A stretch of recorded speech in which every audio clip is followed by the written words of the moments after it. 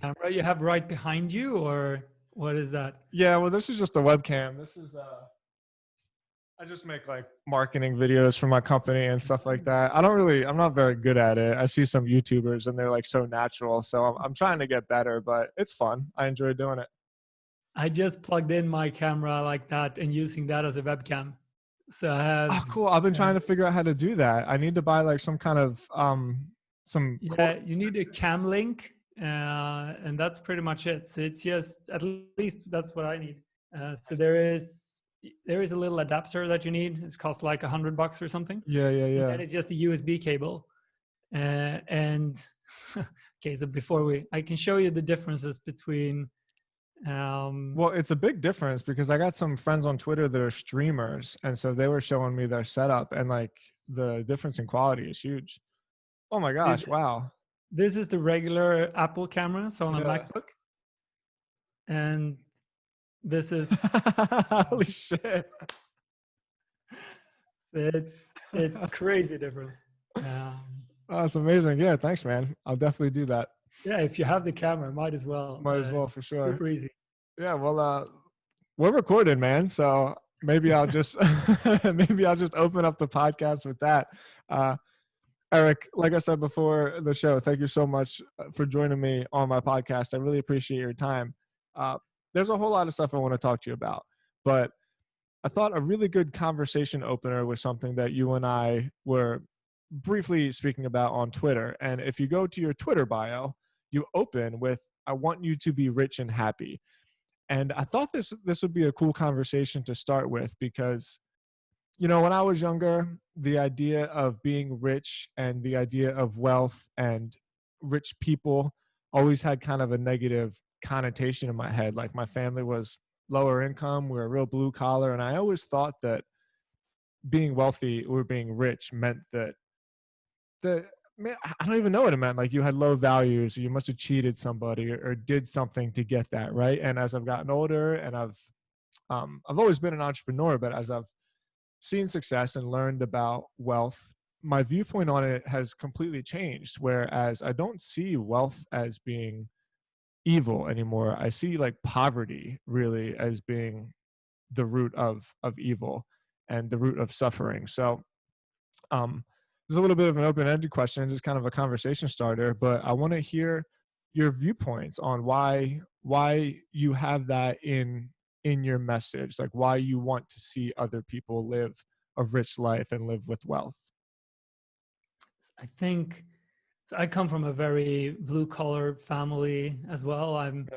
I was brought up like that, and we were living outside of the city. So I belonged to the like rich and fancy school district, but living far outside in school bus kind of situation.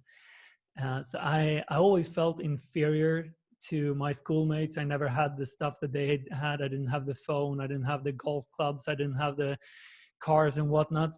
So I was chasing money to a large extent for a long time in my life. And I managed to achieve a lot of wealth at age 28. We took our company to the stock exchange at a $200 million valuation. And in that day alone, I made $15 million, which was more money than I could ever have dreamed of. And I was euphoric and super happy for about 24 hours. Mm-hmm. And after that, I was down to the ground again and like realizing, why am I not happy? I now have accomplished everything that I wanted. What is missing? And I ended up breaking up with my girlfriend, thinking that that would fix things. It definitely did not.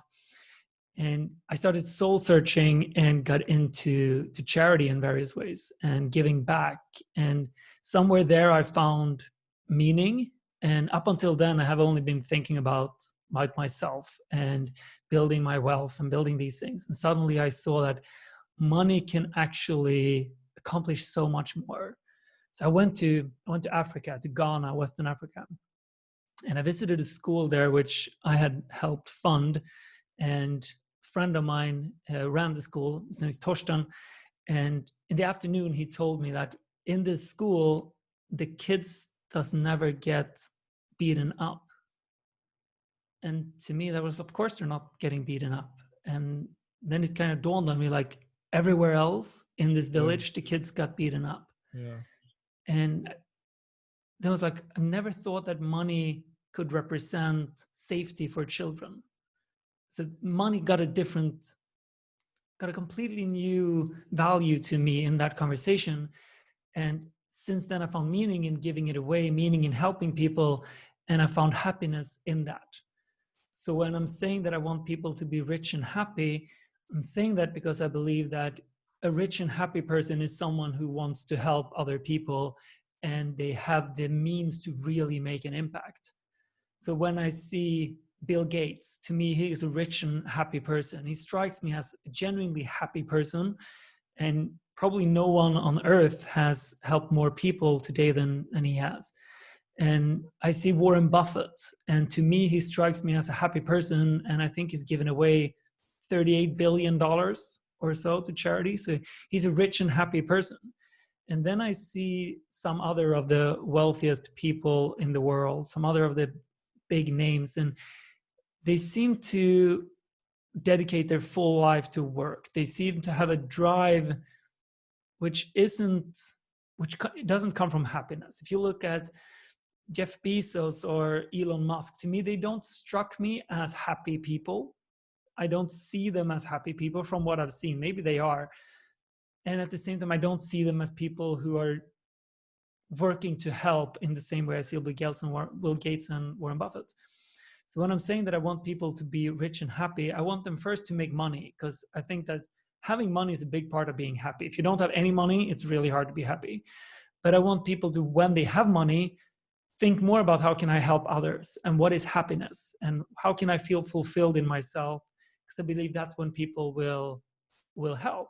So I'm talking a lot on Twitter and Facebook and Instagram and on our podcast about how to live a happy life, because I think that's a big part about getting wealthy, getting rich, but also to make the other people around us happy. So that's what I mean when I'm saying I want people to be rich and happy, because I believe that rich and happy people are the ones that can make the best impact in the world. Damn.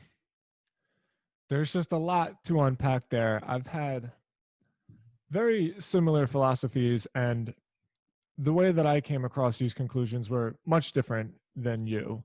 Um, I I got it a little bit the opposite, whereas I found a lot of peace and fulfillment in service before I learned, before my companies really started taking off.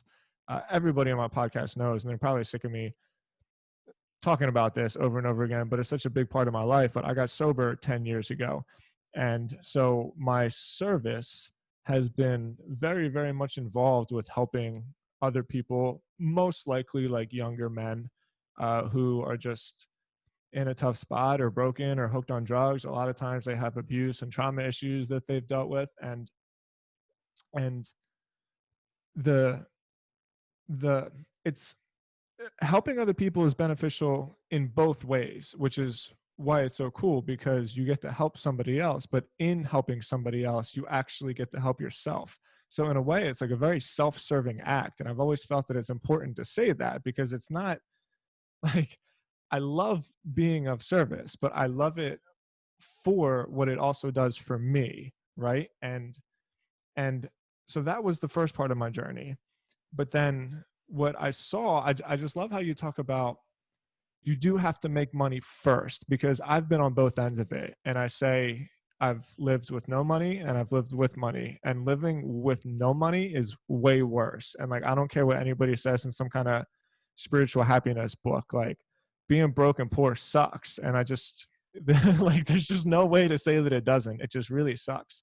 And so like, you summarized that idea so much better than I did. Obviously, that I'm almost like a little taken back with how just profound and eloquent those statements were. But the combination of having financial security with the combination of like using what you've learned and gained to give back to the world, right? Like I really, really think that's just a great recipe for, I mean, like you said, happiness, for fulfillment.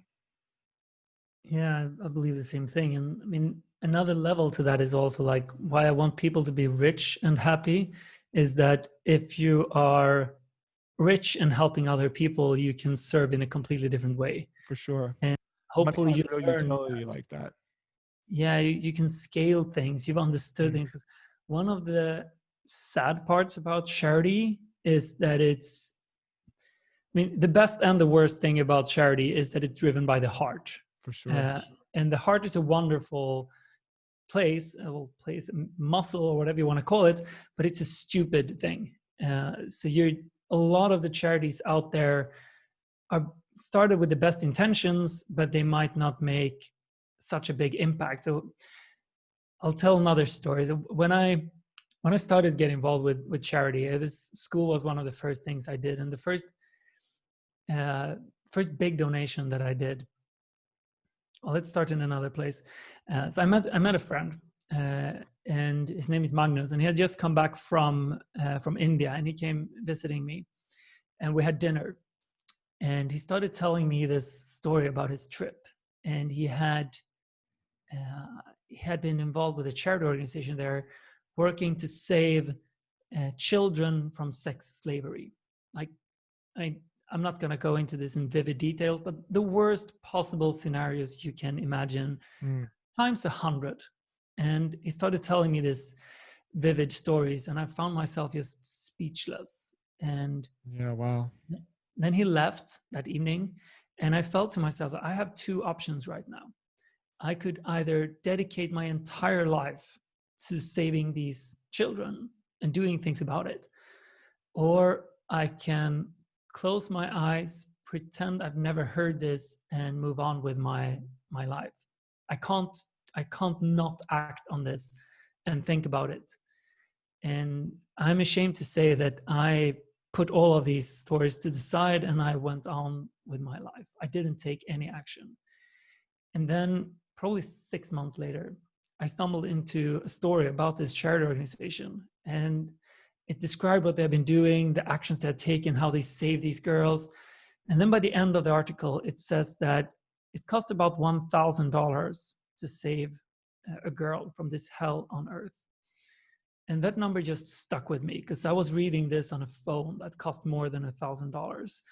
And by just holding that phone, I've made the decision of letting a child be in captivity, because I could have given that money away and saved that person. And ever since then, I've had this way of thinking about money, like, okay, $1,000 could be that. And after this, I ended up donating $100,000 to this charity organization and following their work for a while. And what I've learned from that, which is even worse, was that I realized that even though this money it's a wonderful organization, started with beautiful people, hardworking heroes. But what they didn't do was, so let's say you have 100 girls and they've been kidnapped or sold or bought or whatever, and they're held in captivity. And you rescue these 100 girls and they get to go to school and whatnot, all of these wonderful things, but you still have a supply and a demand. And so someone is going to kidnap other girls. Someone is going to hold other girls in captivity. And maybe I didn't do any difference at all. Maybe I didn't have any positive impact at all. Maybe my effect was that 100 innocent girls got sold or kidnapped instead. So just looking at this from the outside, I might not have done anything good at all with my money, which feels crazy to say. But that can be true. I might even have made harm, because maybe the first girls got to be outside and then they got saved and the second one didn't. So this is the tricky part with charity, is that they work with I would say one of the most important causes in the world to solve, but saving girls doesn't unfortunately do any difference. So I believe that the underlying problem here is extreme poverty. I don't believe anyone would kidnap girls, or even worse, no one would sell their children, because a lot of these have been sold, unless they are at the verge of absolute desperation. So the problem here isn't sex trafficking or slavery or whatever. The problem is extreme poverty. So today, I'm not giving any money to this organization, even though they're doing amazing things, because I don't believe that they actually solve the underlying problem. So when I'm doing charity now, I'm focusing either on extreme poverty or climate change, because I believe that climate change Same thing. will create so much extreme poverty. So these are like the different things with like charity. It started by the heart. It's beautiful. You need to do something with these causes, but then the brain needs to be involved.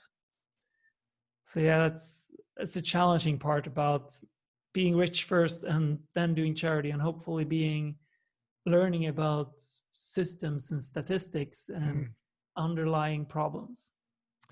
It's definitely a conundrum, right? Because I've I've seen the same thing in work with, well, 12-step work isn't necessarily a charity. It's a fellowship, right? But a lot of the mentality by that is just one person at a time. It's just one person helping one person at a time, very similar to you trying to save these girls. And it's fundamentally true, but like you talked about before, it's still not scalable because you're only kind of solving the problem as fast as the problem occurs, right? So you're never actually getting ahead of a solution. And I think about that all the time when it comes to the addiction problem in the world, especially in America. Whereas, and also with climate change too, that's another one that I think about a lot, because I think to myself, the reason why people resort to measures that have such a negative impact on their own lives or on the climate or whatever is just because of poverty. It's not like they want to, it's that they're desperate. And so I think all the time about ways where, what would the world be like if we could figure out how to spread wealth more efficiently? And, this is getting into just areas where it gets touchy, because I'm not very much of a political person, but that's actually why I'm much more of a believer in just entrepreneurial, like capitalist structures, because I think there's a better chance for them to spread wealth amongst each other so that everybody can get wealthy, as opposed to everybody like sharing the same piece of the pie. And it's a very difficult problem to solve, but I think at the root of it, you're absolutely right. Like, you need to combine these heartfelt people that are willing to do the one-on-one work with the mentality of like an entrepreneur who can approach this problem with root causes and markets and demands, and figuring out how to scale the solution properly so that like one person can actually help 100 people, as opposed to one person just solving a problem for one other person. Yeah, most definitely. Mm-hmm. Well, this is the root of your message, and you got here through the journey of selling your company. Admittedly, I was doing research on you, as I do before every podcast, and I couldn't find where this company was. I found great.com and all the work there, and I'd like to obviously get there. But what was the catalyst for this sale? What was the company that you created, and how did you end up selling it? So I started companies in school, and I kept failing over and over. I tried to be a party planner. I tried to build websites. I tried a web agency. I built a lunch guide. And then a friend of mine introduced me to online bingo, which was just starting out. And this was in 2008. I think I'm 20 years old. And I was like, bingo, that's for old ladies. What the fuck? But me and my childhood friend gave it a try anyway. So we built a website about bingo, online bingo, and guides like bonuses, offers, these kinds of things, some casino things in there. And we worked really hard on it for a few months, and nothing really happened. Didn't take off. So we tried some other things.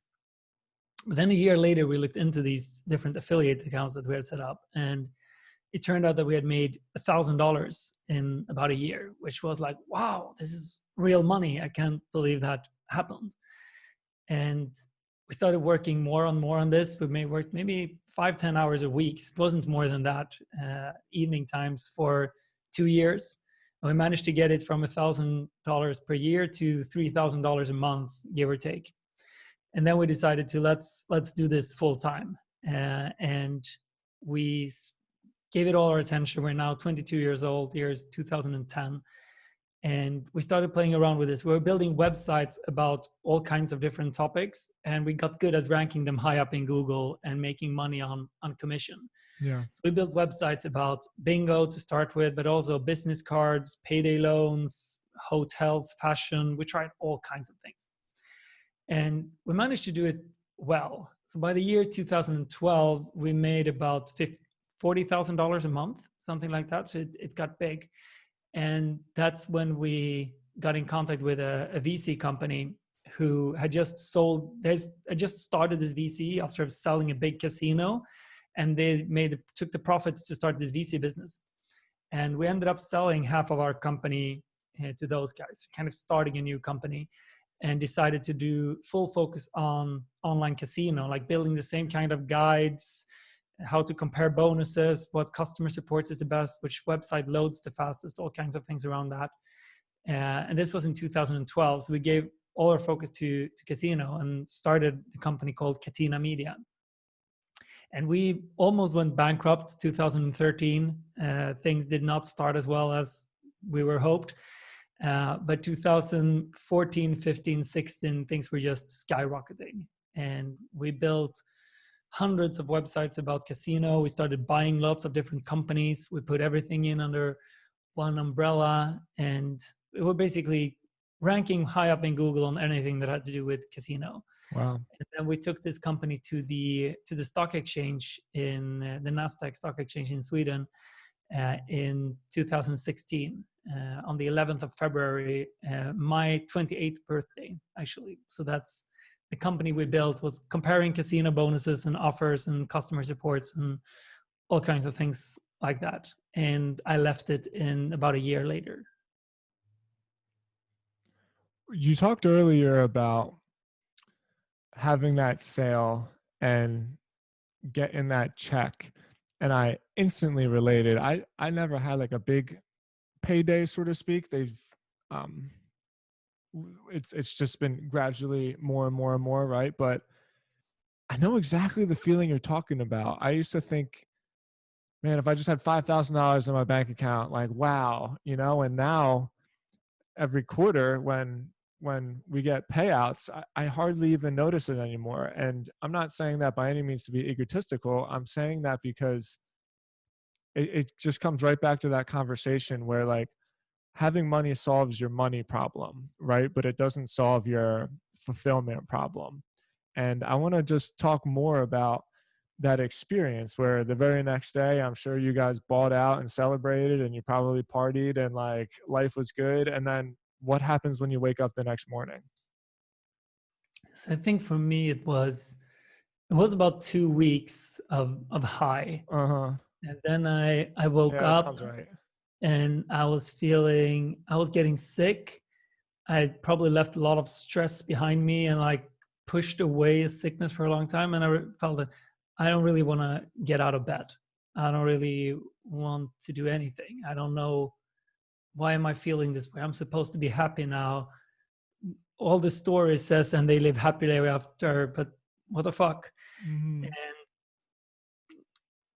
I didn't really know what to do. And I realized that, okay, my relationship isn't good. I've been with my girlfriend at the time for 7 years, and I had definitely not invested in that relationship as I would have wanted to. And our sex life was crap. I had neglected a lot of my friends. I had been having a bottle of whiskey next to my bed for years because I couldn't sleep if I didn't drink before I went to bed because my head was constantly spinning. There was so many of these things that kind of dawned on me, like, okay, Erik, you have some other shit to deal with. And it took a long time to kind of first make time to do that, first realize that, okay, I think it's kind of a fork in the road where you need to say, okay, if I only had more money, then I would feel better, and you can keep fighting for more money.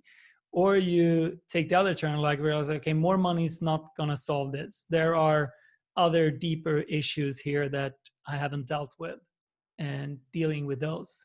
And I think I was at that fork in the road for about 6 months to a year, thinking about what to do. And then I broke up with my girlfriend, or we broke up, and I tried to be alone. I was a mess.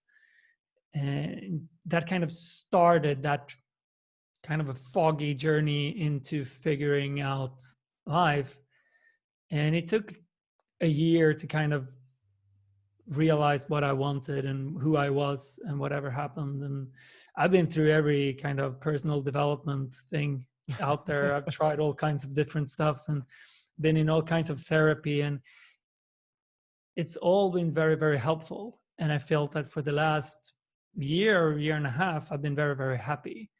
And I've made my health my top priority, which I think that's the fundamental part about self-love, is to take care of your own physical body. I think that's where self-love needs to start. If you don't take care of what is you, in the sense, or the most you we can understand, it's really hard to really say that you care for yourself. So I think it started there, and started with then I got back together with my girlfriend actually, and we're engaged now, pregnant even. It's Congrats. big difference. Thank you. Scary time, scary times, but it feels good.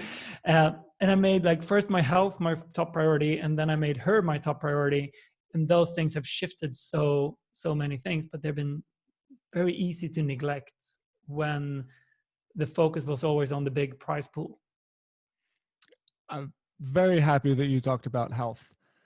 I personally have just always been into fitness and health, excuse me, and nutrition.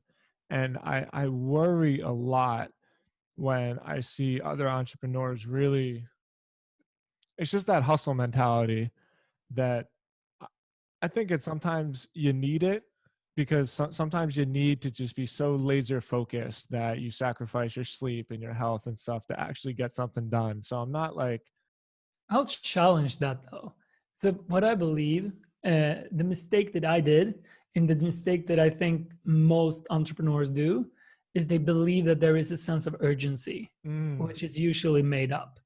Like, unless you struggle to pay the bills, there isn't a sense of urgency. Not to the extreme that I was building it up to be. It's like, it's not that I had to accomplish this in 3 years. I could have done it in 15 years, and that would still have been very, very good. And I could have loved the ride. I could have focused on keeping my health, my relationships well together, probably have a lot more energy.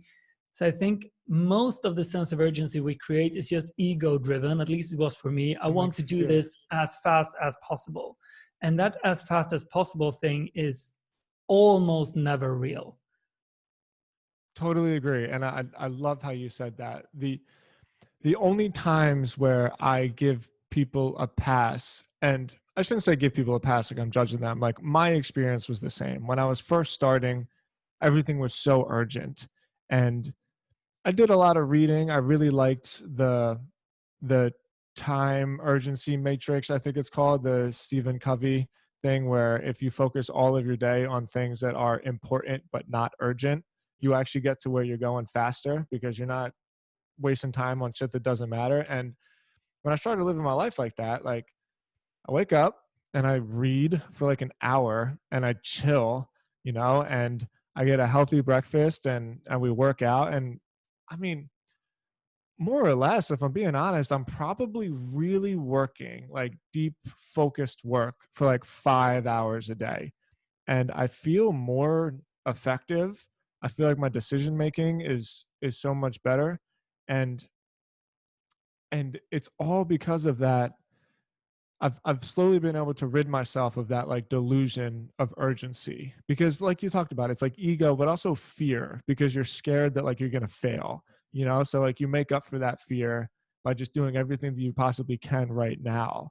And so I think in the beginning, especially if you're starting off and like you got no money and bills are coming up, like sometimes you got to have a few sleepless nights, right? And that's fine. But the road to what we were talking about, to wealth and rich and happy, I think is built off of good decision making and good judgment. And I think that urgency is the enemy of good judgment.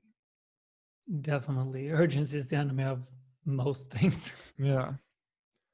Yeah. I really love that, man. I'm so glad that you brought that up. So I'm almost ready to get to great.com, but I just wanted to talk a little bit more about health, because that's where I was going with that. Whereas um, when you started focusing on your health, I find that when people are living in that urgent frame of mind, they never take care of themselves. You like sacrifice yourself, right, for this greater cause. And I don't like that at all, because you can never escape health. That's one of the things about fitness that like I admire so much, is there's no cheating and there's no escape. Like what's the expression? Like the rooster will always come home to to whatever. I'm blanked on the expression, but you know what I'm saying. Like it will always catch up with you. And so I wanted to talk about your experience with actually taking your health seriously and getting fit. I mean, for me, I love systems and I love habits. Yeah. To me, things need to be easy and enjoyable. Otherwise, it's just a matter of time before I stop doing them. So for me, we can split up health in food, workout, and sleep. That's more or less health. And for me, food is crucial. That for me to keep something, it needs to taste pretty good. It needs to be easy to do. And for most people, it can't be too costly. And for me, the solution to that has been smoothies. And I do the Nice. same smoothie every day. I prepare, and when I say I mean my lovely fiance, because I can't take credit for it. But she prepares 20 bags at the same time. Just prepares them and puts them in the freezer. I just mix them with water, and I eat huge smoothie every day, which is blueberries, raspberries, avocado, banana, spinach, broccoli, ginger, turmeric, olive oil, Shit. water, and then a bunch of different like super powders, whatever I could find at the moment, like moringa, cinnamon, spirulina, all kinds of things. And I eat one of these every day, at least 6 days a week, but almost 7 days a week. And that's like a full meal. And it makes it so easy to do every day. If I've only eaten that one, I've at least eaten something really good. And if I eat the pizza or whatever later, I know that at least half of what I ate that day was really good. And it makes it so easy. It takes me less than 3 minutes to prepare. No stress. No stress, no nothing. And it tastes good enough. It's not meant to be the best tasting thing ever, but it tastes so good that I without a problem can eat it every day. And suddenly with that alone, I'd say that I'd covered half of what food can do for your health. And if you eat breakfast, I would replace breakfast with it, because then you eat the same thing every day anyway. Most people eat the same breakfast. I replace lunch with it. So I eat it for lunch almost every day. So that alone, and like cutting soda, it's like also a very easy thing to do. Is drink water instead of soda. Yep. If you do those two things, then you've almost covered of what food can do for you. Sure, you can do more things, but that's a super easy hack to do it. And then when it comes to workout, for example, for me, there are a couple of elements that are so important with workout. I need consistency. So I need to do it the same time, the same week, every time. I do it Monday, Wednesday, Thursdays. Now Monday, Wednesday, Friday at 10 o'clock, I work out. And I need someone to hold me accountable. And it needs to be someone who works out more than I do. So in my case, I have a trainer. Yeah, me too. Without that, it's more hassle for me to cancel than it is to show up. And this could have been a friend, but I think a really important thing then is to pick a friend who works out more than you do, because otherwise you will need to put them out. So before I used to play squash, so I played racquetball. Is it squash in English as well? I think they're two different rules technically, but yeah, racquetball. We play squash. The problem there was I played with a friend, and then he was always traveling or I was traveling, so I ended up like 2 times out of 3 we canceled because people didn't show up. So that's like so important that this happens, and it needs to be at least 51% fun. So I'm never going to the gym, because the gym is not 51% fun or more. So it can be football. I enjoy that. I do Muay Thai most of the time, Thai boxing. I enjoy that. I enjoy squash. It's like 51% fun. It's similar to like the taste of food. If it tastes too crappy, you're not going to continue. But if it tastes better than 51%, you can do it every day. So that's like, when it comes to training, that was my solution. I do Thai boxing 3 times a week. I have same time always in my calendar, sticking to it, do it in the morning, have a trainer. I mean, I can luckily afford a trainer, but otherwise have a friend, someone who holds you accountable. Mm-hmm. When it comes to sleep, like one of the most horrible advice out there on social media is to sleep less and get more done. Dumbest thing I've ever heard. Dumbest Can't thing I ever believe it. heard. When I see that shit on Twitter, I just, All the time, all the yeah. time. What I do, that my best habits when it comes to sleep is that I have no screens after 8 p.m. So I turn on flight mode on my phone and I put away, and I'm not in front of my computer after 8 p.m. And then I read, or I listen to audiobooks, or I play guitar, or I just hang out with my girlfriend. And usually I'm tired at 10. And then I fall asleep at 10:30 and I wake up without an alarm. And I think waking up without an alarm, it's such an important thing for health. But if you have a screen and you're staring into a screen all evening, at least I can't fall asleep after doing that. There's notifications flying all over the place. I've been staring into what's more or less a flashlight since you're just looking at things. It's like dopamine all over the place. So with those 3 things alone, like eating a smoothie every day, finding a workout routine that you enjoy, not just hate, and no screens after 8 p.m., those 3 things alone, I'd say, covers 80-90% of what you need to do to get healthy. Man, Erik, you and I are so similar. Like, I do all exactly the same stuff. Waking up without an alarm, I can't even tell you. Like, once you get your sleep into a habit, especially the end of the night habit, right? I'm a big graphic novel fan. I always have been. I just love comics, and so I always have a graphic novel at the side of my bed. And I get in there and I read a graphic novel every single night. And within like 10 minutes, I'm always kind of going like this. And I just fall asleep at the same time every day. And then I wake up at the same time every day. And I haven't had an alarm, and I couldn't even tell you the last time. As soon as you said I love systems, I knew that I was going to appreciate everything that you said, because for me, it really is that simple. Like, the less you think about it, the easier it is. And so you just develop these systems to monitor your health and your routines and your sleep and your fitness. And it's really easy. Like, I eat basically the same thing every day. We're just so similar with that. Everything you said, I kind of kept getting taken back. Like, damn, I do the same thing. That's great. Okay, man. Well, look, we're 45 minutes in. You've been so gracious with your time. I want to make sure that we talk about great.com, because I mean, wow, hell of an organization that you have. Hell of a domain name, first of all. Like, as an SEO myself, I saw that. I was like, Jesus, that was at least a 50 grand domain name. So like, good luck on that. Yeah. 900K. Wow. So just open-ended question, man. Tell me about great.com, what you're trying to accomplish, who you're trying to serve. Okay, so for me, I built Katina Media with a beautiful team and a purpose of building it as big as possible, as quickly as possible, to sell it and make money. That was kind of the intention. And then I figured out that, hey, life is longer than 28 years. I need to do something else for the rest of my life. So now I kind of flipped that around and said, I want to build something for as long as possible. And I want this to be ridiculously big and ridiculously profitable by the year 2070.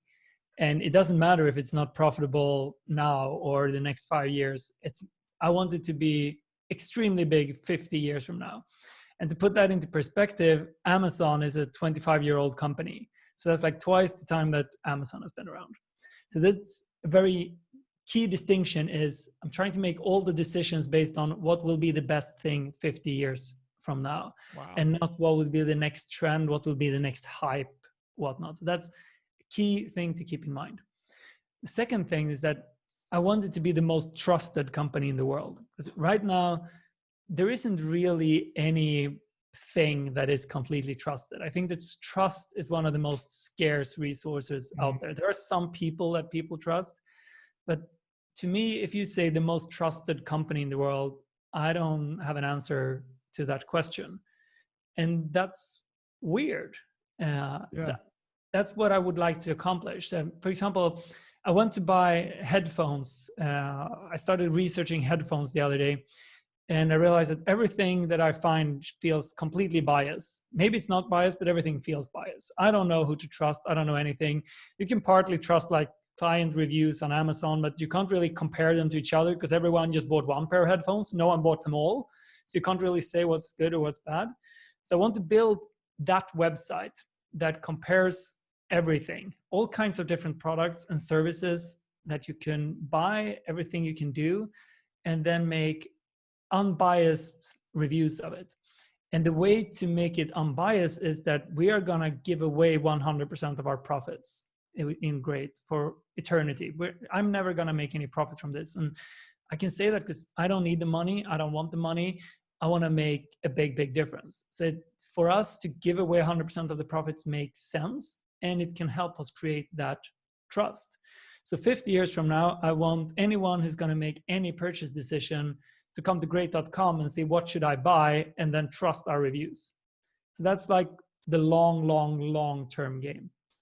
The short-term game, what we're doing right now, is applying this to online casino, which ironically is very far from the most trusted industry in the world, but it's also why we believe that's where the trust is most needed. It's very far from charity. No one is giving away their profits in casino, which is why we want to give away the profits.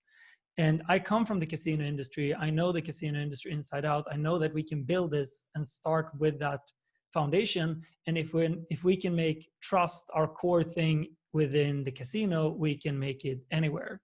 So that's what we're doing right now. We're testing customer support. We're testing how fast pages load, testing all kinds of things within the casino industry.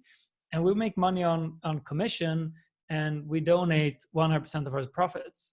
And that's kind of the overarching, very long-term plan of things. And we'll see how it turns out.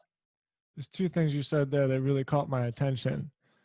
You said that you want it to be as profitable as possible, but you're still donating the profits. And I think that comes right back around to that idea that we talked about from the very beginning, where like you still have this scalable mentality because you know that the profit machine of it has more utility.